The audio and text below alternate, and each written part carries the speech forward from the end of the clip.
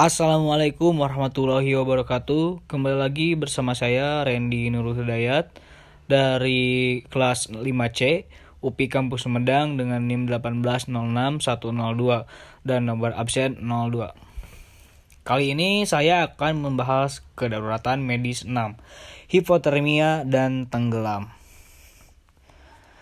Hipotermia atau hilangnya panas tubuh lebih cepat dari panas yang dibentuk tubuh atau diperoleh tubuh sehingga suhu tubuh rendah minus 35 derajat Celcius. Di sini ada gambarnya orang yang sedang hipotermia atau kedinginan dengan cuaca yang ekstrim atau dengan ruangan yang sangat ekstrim dan suhu derajatnya di bawah 35 derajat Celcius.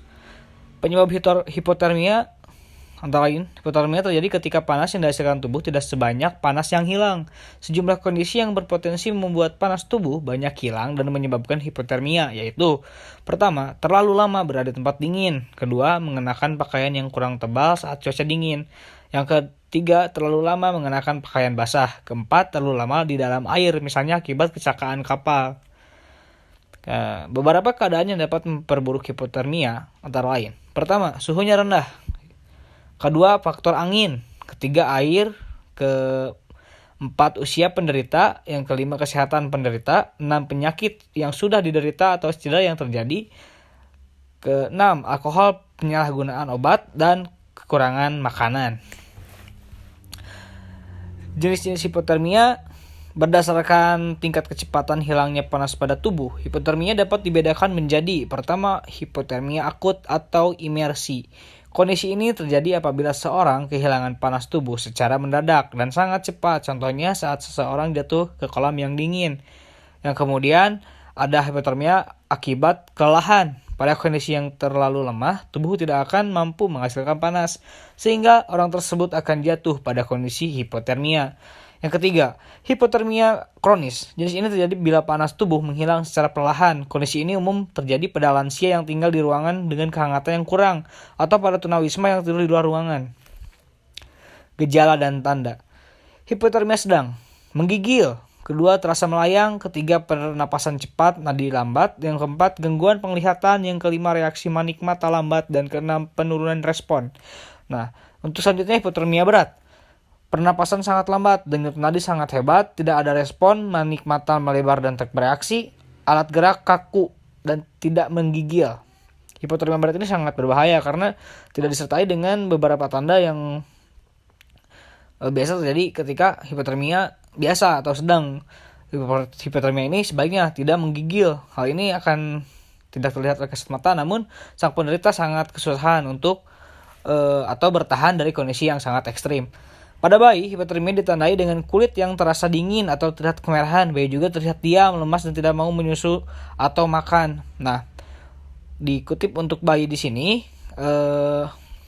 kita lihat kondisi kulit bayi, apakah memerah, kemerahan, terus kulitnya itu terasa dingin. Nah, biasanya kalau di ruangan ber-AC, bayi tidak akan, atau AC-nya yang terlalu dingin akan membuat bayi seperti hipotermia atau mau masuk ke gejala hipotermia. Nah, bayi juga terlihat diam, lemas, dan tidak mau makan atau menyusui. Penanganan hipotermia: penilaian dini dan pemeriksa fisik, pindahkan penderita, jaga jalan nafas, diganti pakaian yang basah, beri minum dan makan bila sadar, pantau tanda vital dan rujuk. Rawat penderita dengan hati dan jangan agar tetap hangat. Bila orang tersebut masih bernapas dan denyut nadinya masih ada, lakukanlah tindakan berikut ini untuk membuat suhu tubuhnya kembali normal. Pertama, pindahkan dia ke tempat yang lebih kering dan hangat. Pindahkan secara hati-hati karena gerakan yang berlebihan dapat memicu denyut jantungnya berhenti. Kedua, jika pakaian yang dikenakannya basah, maka gantilah dengan pakaian yang kering. Ketiga, tutupi tubuhnya dengan selimut atau mantel tebal dan agar hangat. Keempat, jika dia sadar dan mampu menelan, berikan minuman hangat dan manis.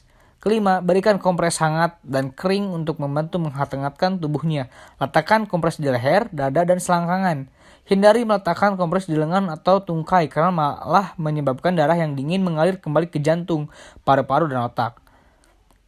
Selanjutnya, hindari penggunaan air panas, bantal pemanas, atau lampu pemanas untuk menghangatkan penderita hipotermia. Panas yang berlebihan dapat merusak kulit dan menyebabkan detak jantung menjadi tidak teratur. Selanjutnya, temani dan pantau terus kondisi orang tersebut hingga bantuan medis tiba. Kompilasi hipotermia. Penanganan perlu segera dilakukan terhadap kondisi hipotermia untuk mencegah terjadinya komplikasi, bahkan kematian. Komplikasi yang dapat muncul adalah yang pertama, frostbite, yaitu cedera pada kulit dan jaringan di bawahnya karena membeku. Yang kedua ada chilblains, yaitu peradangan pembuluh darah kecil dan saraf pada kulit. Yang selanjutnya ada trench foot, yaitu merusaknya pembuluh darah dan saraf pada kaki akibat terlalu lama terendam air. Selanjutnya ada gangrene atau kerusakan jaringan. Kita bahas tentang frostbite. Yang pertama ada degree 1 dan degree 2, degree 3. Nah, ini bisa dilihat ya di contoh gambar. Kemudian ada chilblains, lihat trench foot, gangrene. Nah, pencegahan hipotermia. Ada beberapa langkah sederhana yang dapat dilakukan untuk mencegah hipotermia, yaitu jagalah tubuh agar tetap kering, hindari mengenakan pakaian basah dan jangka waktu yang lama. Kemudian gunakan pakaian sesuai dengan kondisi cuaca dan kegiatan yang akan dilakukan, terutama ketika akan mendaki gunung atau berkemah di tempat yang dingin. Kenakan jaket atau pakaian tebal agar suhu tubuh tetap terjaga. Kemudian gunakan topi, syal, sarung tangan, kaos kaki, dan sepatu bot ketika akan beraktivitas di luar rumah. Selanjutnya, lakukan gerakan sederhana untuk menghangatkan tubuh. Selanjutnya, hindari minuman yang mengandung alkohol dan atau kafein. Konsumsilah minuman dan makanan hangat. Kemudian ada tenggelam. Gejala tenggelam. Orang tenggelam dapat menunjukkan tanda-tanda berupa suara yang keluar akibat panik dan gerakan tubuh menggapai permukaan air atau untuk meminta pertolongan. Pada korban tenggelam yang masih tertolong, gejalanya kenapa adalah: pertama, batuk. Kedua, muntah. Ketiga, sesak napas. Keempatnya di dada. Kelima, area sekitar perut yang membengkak. Dan keenam, wajah yang membiru dan dingin. Tenggelam. Pedoman pertolongan. Keamanan tempat, kondisi penderita, kondisi air, sumber daya yang tersedia. Bisa dilihat dari gambar ultimate atau teknik mengapung, mengembangkan, dan menunggu. Nah, ini ada contoh dari orang yang akan menolong yang tenggelam. Pindahkan penderita, lakukan pemeriksaan ini, beri oksigen bila ada, dan jaga kehangatan tubuh penderita. Jika penderita tidak respon di air dangkal, pertahankan jalan napas. Topang punggung penderita, stabilkan kepala dan leher. Pertahankan wajah tetap ke atas bila respon dan menghadap ke bawah jika tidak respon. Jika penderita tidak respon di air yang tidak aman, posisikan penderita di atas papan spinal. Pindahkan penderita dari air, napas buatan bila perlu.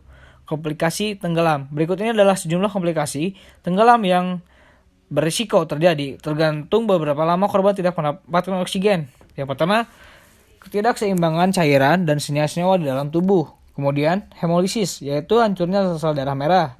Yang ketiga, pneumonia atau peradangan pada suatu atau kedua paru-paru.